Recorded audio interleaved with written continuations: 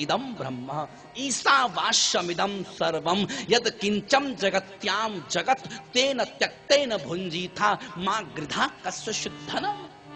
उपनिषद। सिया राम मैं सब जग जानी करहूं प्रणाम जो। मानसकार तुलसी। बस एक ही पंक्ति का ट्रांसलेट है, उसी को भागवत में कहा, उसी को उपनिषद में कहा, उसी को मानस में कह दिया। इसलिए तो तुलसी जी ने लिखा ना, निगमागम सम्मतम यत्, निगमागम सम्मतम यत्। निगम माने वेद के सम्मत है मानस। निगमागम सम्मतम यत्, निगम और आगम, निगम माने वेद, आगम माने पुराण के सम्मत है मानस। एक ही वेद का ट्रांसलेट है श्रीमद् भागवत रामचरितमानस। श्रीमद् भागवत। भगवान सुखदेव तो महाराज परम स्थिति में है, उनकी दृष्टि में तो स्त्री पुरुष में भेद नहीं। महाराज कंदरा में बैठ गए। महर्षि वेदव्यास ने श्रीमद् भागवत में सूत जी लिखते हैं, द्वापुरे समुन प्राप्ते तृतीये युग पर्यये जातः पराशरादि योगी वासव्याम कलया। द्वापुर के अंतिम चरण में वेदव्यास ने वेदों का विस्तार किया, पुराणों की रचना की, लेकिन मन में अशांति। तब सरस्वती नदी के तट जाकर स्थित हुए वेदव्यास। तट जानते हैं आप लोग, आप देखे थे ना पिछली बार को, कहां है? बद्री। सरस्वती का नद जो है तट, वो बद्रीनाथ में है। आप तो पिछली बार देखे थे, हम तो इस बार भी देखेंगे। प्यार से बोलो। यहां से सीधा प्रस्थान है बद्रीनाथ के लिए। 30 तारीख को पहुंचेंगे, 2 को तो निकलना है महाराज। 2 को तो सब व्यवस्था करनी पड़ेगी हरिद्वार में, दाल भात सब्जी की। यहां भी और वहां भी करनी पड़ेगी। हमारा काम तो महाराज सेवा करना है। प्यार से बोलो। जितनी यहां व्यवस्था लगा है उतनी व्यवस्था वहां भी होनी है। वहां भी 2 होटल बुक किए गए हैं। बद्रीनाथ में 3 होटलों की बुकिंग है हमारे यहाँ। काशी मठ में भागवत है, कि बहुत बड़ा मैदान है खाने के लिए, वहां पर लोग घूम घूम कर खा सकते हैं। इस बार तुमको प्रॉब्लम है कि जगह कम है यहाँ पर, लेकिन फिर भी आप लोग समझौता कर लिए हैं, ये खुशी की बात है। प्यार से बोलो। ज्यादा जगह जाइए भी महाराज, 2 गज जगह चाहिए। मरने के बाद व्यक्ति 2 गज में समा जाता है। प्यार से बोलो। आप जो मंडप देख रहे हैं ना, प्रायः भागवत यहाँ हॉलों में होती है। इस गुजराती हॉल है, ये पिछली बार भागवत हमारा हुआ था सामने, जो गुजराती, ये जो सीताराम बापा जी का आश्रम है, वहां राम का हाड़ गिरे कोई पता नहीं, ये समझे। तो उसको देख करके महाराज हमने उस हॉल को निर्णय लिया था, लेकिन बहुत अच्छा लगा। खांसी जरूर आई। यहाँ कोई खांस नहीं रहा, ये प्रॉब्लम है। प्यार से बोलो। मां तो महाराज नहाने धोने की तो बात छोड़ो कि नहाना तो बड़ा भारी था उधर, धोना भी बड़ा कर्रा पड़ रहा था। प्यार से बोलो। नहाना तो बहुत भारी था, आप लोग जानते हैं। बद्रीनाथ के पवित्र तट पर वेदव्यास बैठे और नारद जी महाराज ने कहा, उदास क्यों हो? तब वेदव्यास ने कहा, मन में अशांति है। तब नारद जी ने कहा कि जब तक तुम श्रीमद् भागवत की रचना नहीं करोगे तब तक तुम्हारे मन को विश्रांति नहीं होगी। तब वेदव्यास ने कहा कि मैं श्रीमद् भागवत को अब लिख नहीं सकता क्योंकि वृद्धावस्था है, लेकिन सिर्फ बोल सकता हूं। तब नारद जी ने कहा, लिखने की व्यवस्था हम कर देंगे। तब भगवान गणपति का आवाहन किया। आपने मंदिर देखा होगा, गणपति का आवाहन, भगवान गणपति ने कहा लिखूंगा तो सही, लेकिन बोलते बोलते वेदव्यास बंद हो गए तो फिर मैं लिखना बंद कर दूंगा।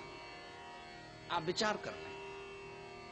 वेदव्यास ने कहा स्वीकृति है, लेकिन भगवान वेदव्यास ने कहा एक मेरी भी शर्त है। बोले क्या? कि मैं जो बोलूंगा वो सिर्फ तुम्हें लिखना नहीं है, वो तुमको पहले समझना है, फिर लिखना है।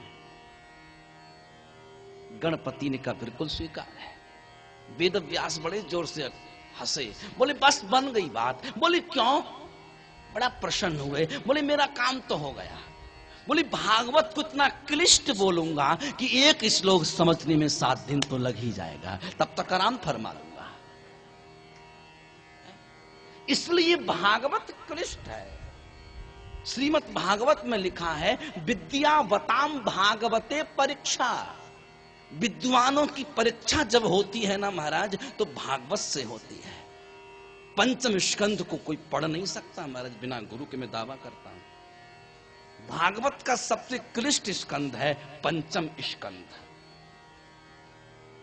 पंचम स्कंध को पढ़ना बड़ा महाभारत है। जब तक महाराज गुरु से नहीं पढ़ा होगा तब तक तुम पंचम स्कंध का पाठ नहीं कर सकते। क्लिष्ट है। उसका नंबर कल आएगा, यहां पाठ जब होगा तो कल नंबर आएगा उसका। पंचम स्कंध का कल नंबर आएगा। विद्यावताम भागवते परीक्षा। श्रीमद् भागवत में लिखा कि भागवत क्या है? बोले भगवत ही प्रोक्तम भागवतम। भगवान ने जो कहा है वही तो भागवत है। भगवतः प्रोक्तम भागवतम नितराम बोधयति सह निगमो वेदा। वेदों का जो सार सर्वस्व रस है वो श्रीमद् भागवत है। वेदोपनिषदाम सारा जाता भागवती कथा। वेद और उपनिषद का सार है श्रीमद् भागवत की कथा। श्रीमद् भागवत तो महाराज सूत्र है, वेद उसका विस्तार है। तो श्रीमद् भागवत की रचना वेद व्यास ने बोली और भगवान गणेश ने की। शायद आप गए हैं बद्रीनाथ, तो एक जगह गणेश गुफा है और एक जगह व्यास गुफा है। और आपने शायद गौर किया हो तो वेद व्यास जहां लिखे थे उसकी जरा पहाड़ी का आप तरीका देखते तो एक एक पन्ने की तरह वो पहाड़ी उस मंदिर के ऊपर है, जैसे किसी ने पन्ना लिखकर उस पर छाप दिया हो। पर्वत को ऐसा लगता है। और वो पहाड़ों में वो आकृति नहीं है जो आकृति उस पर्वत में है। मैंने तो गौर से देखा। तुम तो सिर्फ जाते हो और बाहर आ जाते हो, तुम कोई आकृति थोड़ी देखते हो। तुम तो बस किए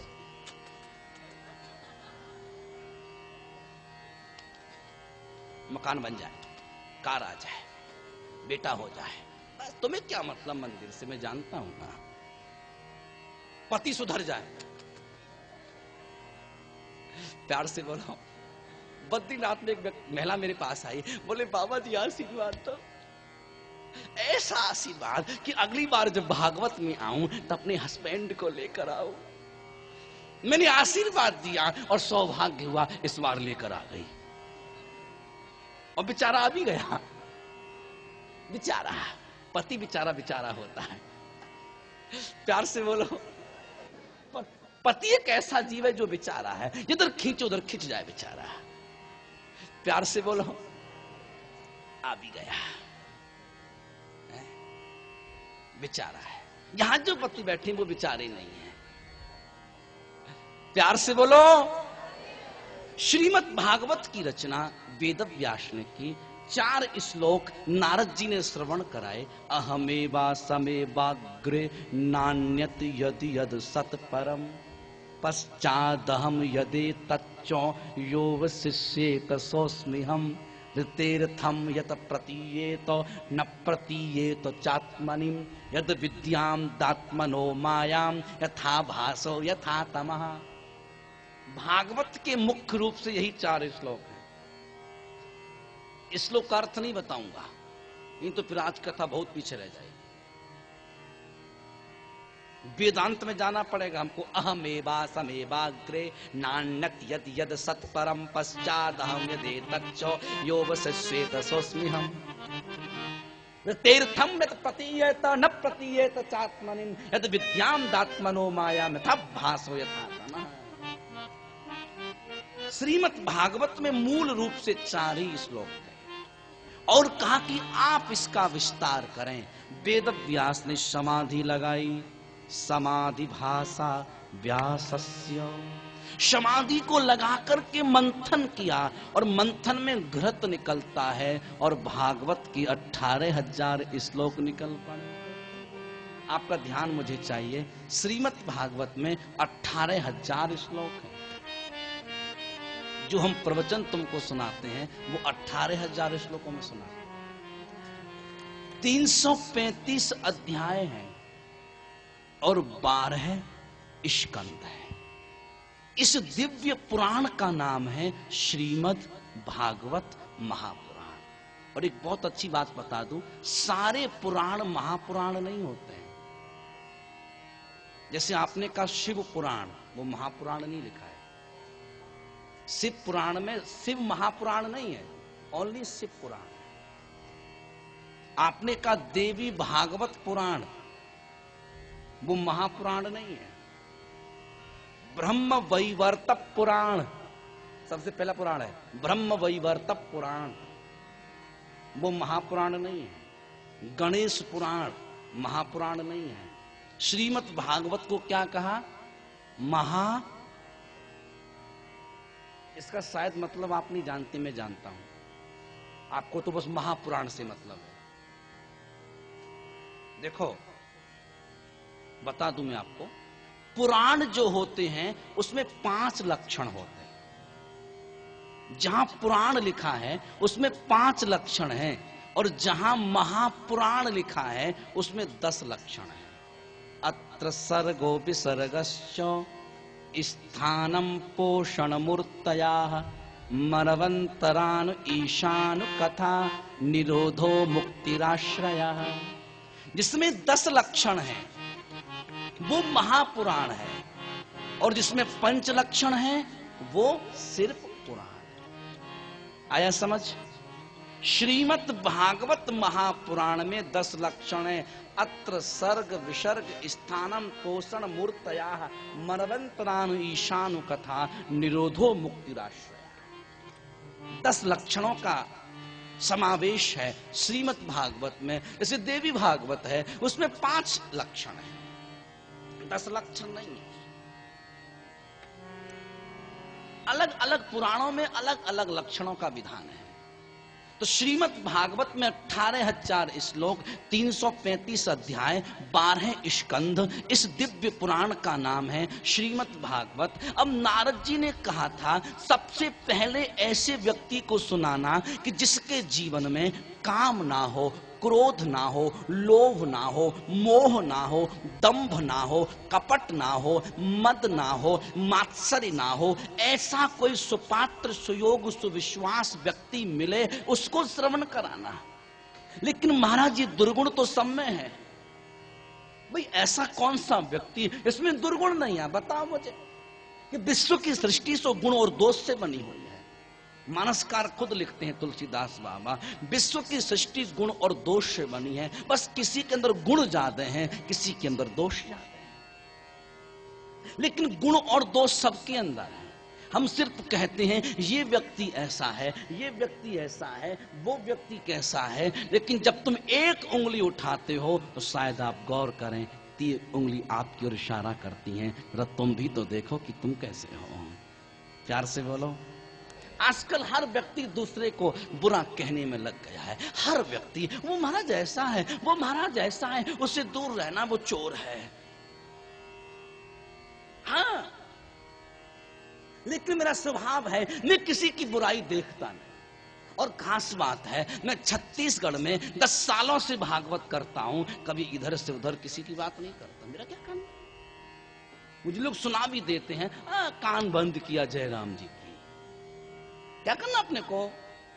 अपना मतलब अध्यात्म से है। आपका संबंध गोविंद से है तो हमारा संबंध तुमसे है, और तुम्हारा संबंध गोविंद से नहीं है तो हमारा कोई संबंध नहीं। बहुत स्पष्ट है हमारा मतलब। ये न केन प्रकारेण, हमारा सिर्फ एक उद्देश्य है। उस उद्देश्य के लिए हम कुछ भी करें, लेकिन बट एक उद्देश्य है 1108 श्रीमद् भागवत कथा। उससे ज्यादा हमारा कोई उद्देश्य नहीं। घर घर तक हम इस कथा को पहुंचाएं, ये हमारा उद्देश्य है। आपको तो पता है 199 भागवत छत्तीसगढ़ में कहा, 199। और 400 भागवत में एक अंक कम है, 399, जो पूरे भारत वर्ष में हमारी कथा हुई है। मैं कभी बैठता नहीं हूं, यही तो कला है महाराज। साल भर में 36 कथा सुनिश्चित है हमारी, आप तो जानते ही हैं। कई बार तो एक दिन में 2 कथा हो जाती है, एक सप्ताह में 2 कथा। 50 किलोमीटर में कथा हमको मिल जाए तो एक सुबह एक शाम। वो तो अच्छा है लोग रात को नहीं कराते रायपुर में, रात को भी निपटा दे कथा। प्यार से बोलो। लेकिन हमारे उत्तर प्रदेश में कथा रात को होती है। बाबा जी कथा कराए थे, रंगनाथ जी महाराज सांडी में कथा होती थी 8 साढ़े 8 बजे शुरू। कई बार तो हम मंच भी सो जाते थे। क्या करें महाराज। लेकिन बहुत आनंद आया, बहुत आनंद आया। बाबा जी जो कथा कराए, भीड़ बहुत थी महाराज, लोग ट्रैक्टर भर भर के आते थे। चलो बाबा जी को देख के आए, सुनने नहीं देख के आए। सुनने तो बहुत कम आते हैं, देखने जाते आते हैं। कई लोग तुम्हारा सामने से देखते हैं, कई लोग पीछे से देखते हैं। अब तो मुझे फायदा हो गया कि ये आ गई है। लोग पहले कुछ कुछ समझते थे। प्यार से बोलो, अब तो बहुत फायदा है मेरे को है? एक बार मैं बस में जा रहा था, दिल्ली में जा रहा था, खिड़की से मेरा मुंह निकला था। बच्चा था, छोटा 17-18 साल का रहा हूंगा, दाढ़ी मूछ थी नहीं। एक श्रीमान जी आए, मेरे कंधे पर हाथ मारे और बोले, एक्सक्यूज मी मैडम। उधर खिसकना, उधर खिसकना। मैंने अपना मुंह थोड़ा सा इधर किया। मैंने कहा, सर मैडम नहीं, मैडमा हूं, गौर से देखो। प्यार से बोलो, बहुत फायदा है। प्यार से बोलो। तो महाराज, ऐसा कौन व्यक्ति है जिसके जीवन में दुर्गुण ना हो? तब महर्षि वेदव्यास को याद आया कि मेरा जो पुत्र है सुखदेव, उसकी जीवन में एक भी दुर्गुण नहीं है। उसकी सृष्टि गुण और दोष से नहीं है, रज और वीर से नहीं है। हमारा तुम्हारा जन्म रज और वीर से होता है। रज का एक कण, वीर का एक कण मिश्रित होता है तो शिशु का जन्म होता है। लेकिन सुखदेव की सृष्टि, सुखदेव का जन्म रज और वीर से नहीं था महाराज। वो तो अलौकिक सृष्टि है सुखदेव की। लेकिन सुखदेव तो कंदरा में है, लेकिन सुखदेव कंदरा में समाधिस्थ है। उनकी समाधि टूटे तब तो वो बाहर आए, तब उनको मैं कथा सुनाऊं। सुखदेव की समाधि को तोड़ना तो महाराज सरल नहीं है।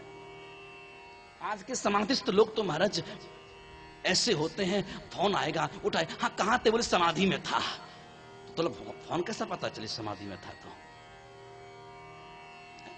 मैं समाधि में था, आपका फोन आया ना महाराज, मैं तो समाधि में हूं। बोल कहां से रहा है? बोले समाधि से। तो समाधि में फोन जाता है क्या है? प्यार से बोलो। गंगा के तट पर एक साधु साधना कर रहा था और एक कोई महिला, एक कोई वैश्या अपनी प्रियतम के मिलने की चाह में दौड़ रही थी महाराज। और वो साधु का जो कमंडल था उसमें ठोकर लगी। वो दौड़ती हुई चली गई, लौट कर आई। साधु ने पूछा, तुमने मेरे कमंडल में ठोकर लगा दी। वैश्या ने पूछा, तुम क्या कर रहे थे? बोले मैं तो समाधि में था। जब तू समाधि में था तो कमंडल में मैंने ठोकर मारी, तुझे कैसे पता चला? मुझे समाधि में ये पता था कि कमंडल में मैंने ठोकर लगा दी, लेकिन मुझे ये भी नहीं पता अपनी प्रियतम से मिलने की प्रसन्नता में कि तेरी कमंडल में मैंने ठोकर लगा दी।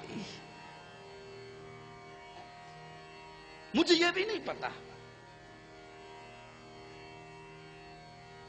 सुखदेव तो समाधिस्थ हैं। तब वेदव्यास ने एक श्लोक एक शिष्य को पढ़ाया, बेटे जब तुम इस कंदरा में पुष्पों को चुनने के लिए जाएं तो जरा गुनगुनाना। बरहा नटवरवपु कर्णयो कर्णिकारं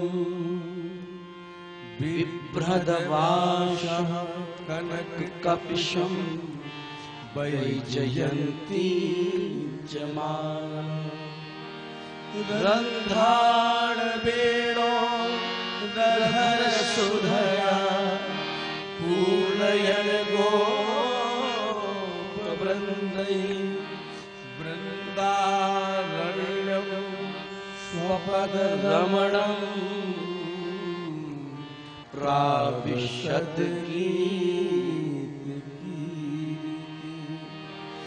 वृंदारण्यम स्वपद रमणम प्राविशद की बरहा पीडम। आपका ध्यान मेरी ओर हो तो एक बहुत सुंदर बात बताऊंगा। बरहा पीडम, आप जानते हैं बरहा किसे कहते हैं? बरहा शब्द का अर्थ है मयूर का पंख। आपीडम धारणम। भगवान श्री कृष्ण क्या लगाते हैं मस्तक पर? मयूर का। अरे बोलो बाबा, रसगुल्ला बेकार जा रहा है। बेकार गया रसगुल्ला मेरा तुम्हारा। श्रवण अच्छा नहीं बना लगता है। इसका पेट बता रहा है 4-5 खाया है। प्यार से बोलो। बरहा पीडम, अपने मस्तक पर मोर का पंख कौन धारण करता है? श्री कृष्ण। लेकिन आपने कभी विचार किया कि कृष्ण को मयूर का पंख ही क्यों पसंद आया? कृष्ण ने तोते का पंख क्यों नहीं लगाया? चिड़िया का लगा लेते, क्या प्रॉब्लम थी? पंख तो वो भी है।